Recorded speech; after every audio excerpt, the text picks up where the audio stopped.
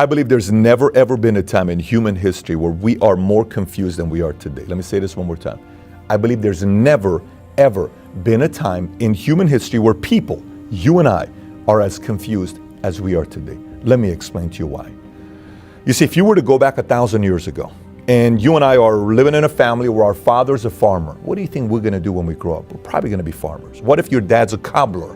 You're probably going to be a cobbler. Carpenter. It doesn't matter. You're probably going to do what your father does. And you're probably going to marry somebody within the community because it's a small village, it's a small city. And the traditions that we have, the church we go to, we don't have millions of different options, right? That's 1,000 years ago. Go back to 100 years ago. Maybe we have more options. But come to today.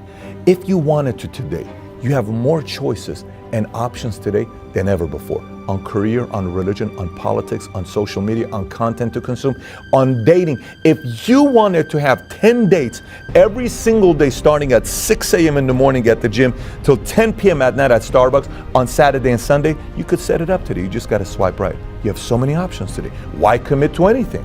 Why get married? Why commit to one career? Why believe in one philosophy? So this whole thing has made it so challenging.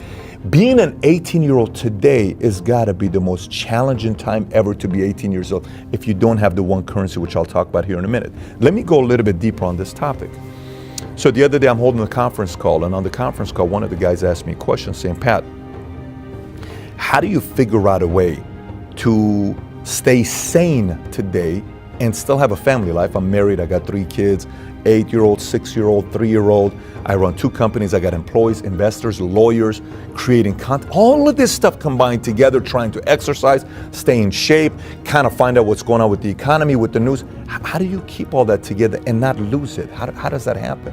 And for me, I went to one place, one simple place. You see, every single year at the end of the year, I take a piece of paper and I write down, what was Pat like at 18? Then I go 18, 19, 20, 21, all the way down to my age today.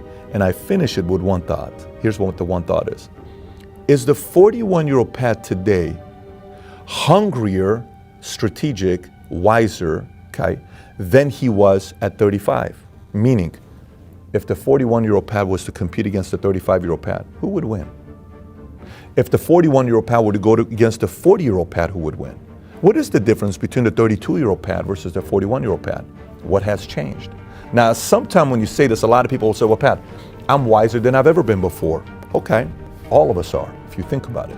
The more mistakes you make, you're gonna be wiser. The more you travel, you're gonna be wiser. The more books you read, the more new people you meet. Somehow, some way, more life experiences just means we become wiser, right? But hungrier, different story. What do you mean by hungrier, though? Am I supposed to be as hungry as I am, at 28, as at 40? Am I not supposed to be a little bit more calmer? Calmer, yes. Hungry, different story. Let me explain why. We have 2 people running for office today, okay? Both of them are in their mid-70s, Sanders and Trump. And they are hungrier than anybody else today. Why is that? Is Trump hungrier today than he was at 40? Think about the 74, 75-year-old President Trump going against 40-year-old Donald Trump. Think about if the 75-year-old Sanders is going against the 40-year-old Sanders. Who's hungrier? Why? See, in any competitive environment, if you and I were to go into any competitive environment, but business, sports, it doesn't matter what it is. The moment you decide to compete, every morning you wake up, you fall into one of 3 categories. You're either a hunter trying to go find your prey, you're either someone's prey who's trying to hunt you, or you're collaborating with somebody else to go hunt for something bigger. Just like what just happened today with T-Mobile and Sprint. They came together to try to go against AT&T or Verizon once it gets approved. They're collaborating. But if you don't hunt anymore, you will be hunted. That's just the environment we're in. That's why sometimes business gets a black eye, because it's constant competition. So what's the solution to this? Here's what the solution is. If you're talking to yourself right now, you're asking yourself, you're 50 years old. Are you as hungry you were at 40? I don't know. You got to answer that question. But if you're not as hungry as 40, you may be someone's prey today. Somebody may be coming after you today. And how do you get that hunger again? Very simple. Go back to when you were hungry and think about the state you were in. You'd watch a movie like Gladiator and you'd start getting emotional because you'd say, oh my gosh, I want to win so bad. I want that feeling of redemption like this guy has. You watch movies with redemption. It gave you juice. It gave you power, it gave you strength, it gave you encouragement in ways nothing else was given you at that time. When's the last time you felt that way? Huh? When's the last time you put yourself in a position to feel that way? When's the last time? Why not? Just because you're aging doesn't mean you shouldn't be hungrier. You ought to get hungrier because you have more tools and mechanism and strategy and ways of doing things better today. I'll finish with this thought. You know, I told you earlier, the most valuable currency today, it's also the hardest currency, but if you can get this currency on your side, it's going to be very hard to compete with you today. Here's what the one currency is. The one currency today that'll give you an edge in a marketplace over everybody else, if you know how to concentrate on one thing, you have an edge. If you know how to concentrate your efforts and be focused on one thing, you have an edge.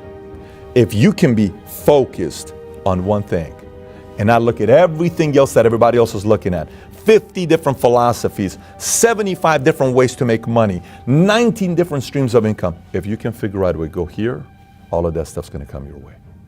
But if you go chase all the other stuff like everyone else is, you're going to miss the whole point of winning in life because you can't concentrate.